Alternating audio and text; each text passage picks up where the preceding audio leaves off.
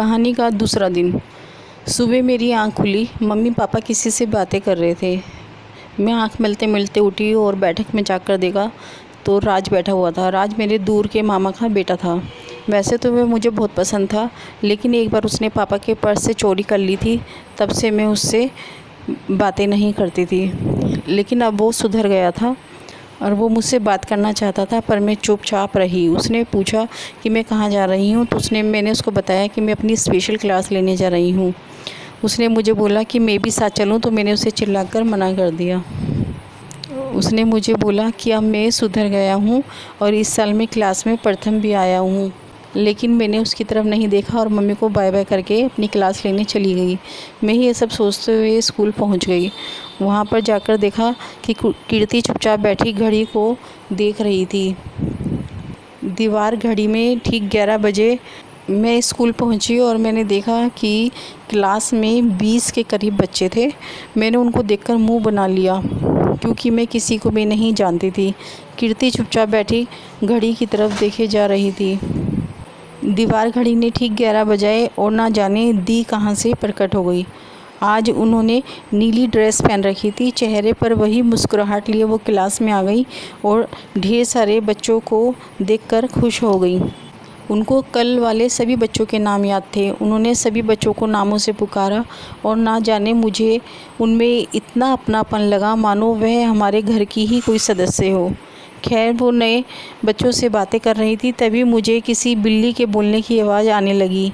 मैं क्या, सभी इधर उधर देखने लगे, पर बिल्ली नज़र नहीं आई। उधर कुछ बच्चे तो खड़े ही हो गए। दी के पूछने पर उन्होंने बताया कि शायद किसी मेज़ या कुर्सी के नीचे बिल्ली का बच्चा छिपा हुआ है। तभी दी को कुछ ध्यान आया। उन्होंने जैसे ही पर्स खोला, आवाज़ और तेज़ हो गई। ये फिर उनके मोबाइल की रिंगटोन थी।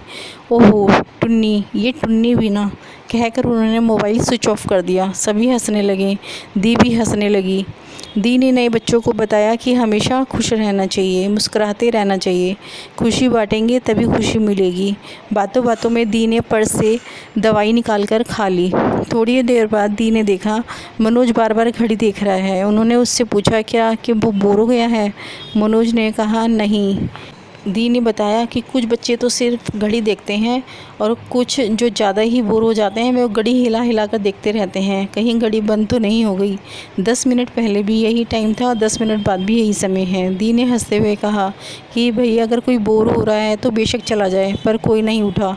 क्लास में चुप्पी सी छा गई। हैरानी की बात तो यह थी कि दी के चेहरे से मुस्कुराहट नहीं गई।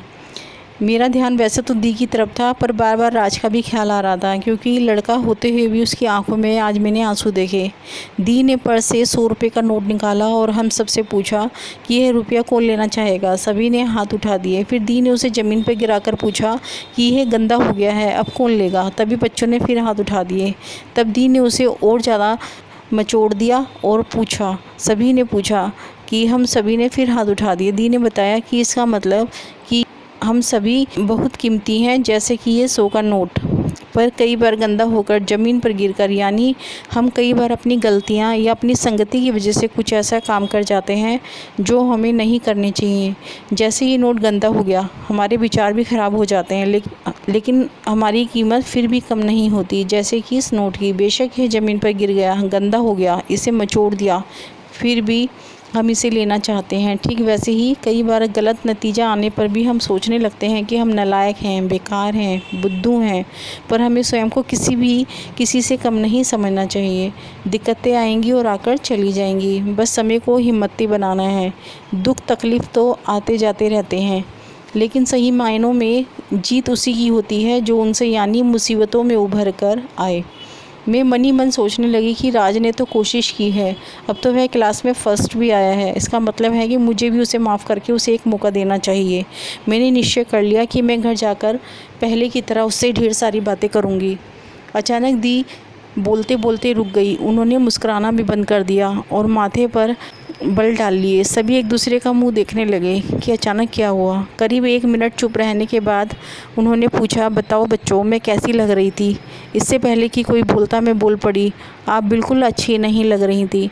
उन्होंने बताया कि सामने रवि, नीता, सुभाष और गौरव ऐसा ही मुंह बनाए माथे पर बल डालें बातें सुन रहे हैं, इसलिए उन्होंने सोचा कि वो ऐसे ही मुंह बनाकर देखती हैं कि कैसा लगता है। सभी बच्चे उन चारों को देखने लगे। चारों झेप गए और सॉरी बोलकर मंद मंद मुस्कुराने लगे। दी हंसती मुस्कुराती हुई बोली, हाँ ये हुई ना बात। उन्होंने बताया कि खुलकर हंसना अच्छी सेहत के लिए भी बहुत ज़रूरी होता है। आजकल तो ढेरों लाफिंग प्ले भी खुल चुके हैं, पर किसी का मजाक बनाकर उस पर हंसना या कोई गिर जाए तो उस पर ताली बजाकर ठहाका लगाकर हंसना सही नहीं है। मुझे लगा मानो वो मेरी तरफ देखकर मुझे ही कह रही हो। उस समय मुझे अपने ऊपर बहुत शर्म आई और मैंने सोच लिया कि मैं आगे से कभी भी किसी के ऊपर नहीं हंसूंगी। उधर दी ने घड़ी देखते हुए कहा कि आज का समय पूरा हो गया। बैग को कंधे पर लेते हुए उन्होंने कहा कि कल वो बच्चों से जो भी सुनना चाहेंगी वही सुनेंगी, चाहे चुटकुले, कोई सीख भरी बात या कोई मज़ेदार बात, कुछ भी। खूब गप्पे करेंगे और फिर अगली बात शुरू करेंगे। हम सभी क्लास से मुस्कुराते हुए बाहर निकल आए। कीर्ति ने मुझे कहा कि उसे बहुत अच्छा लग रहा है इस क्लास में आकर। मैंने भी गर्दन हिला दी। वैसे तो मैं कीर्ति को बिल्कुल पसंद नहीं करती, पर आज पहली बार मुझे वो अच्छी लगी। पता नहीं मेरा मन नहीं किया कि मैं उसे चिढ़ाऊँ या उसके ऊपर हंसूँ। मुझे घर पहुँचने की जल्दी थी क्योंकि राज से दोबारा दोस्ती करनी थी। मेरी दोबारा राज से दोस्ती भी हो गई और हमेशा की तरह फिर से लड़ाई झगड़ा भी चालू हो गया।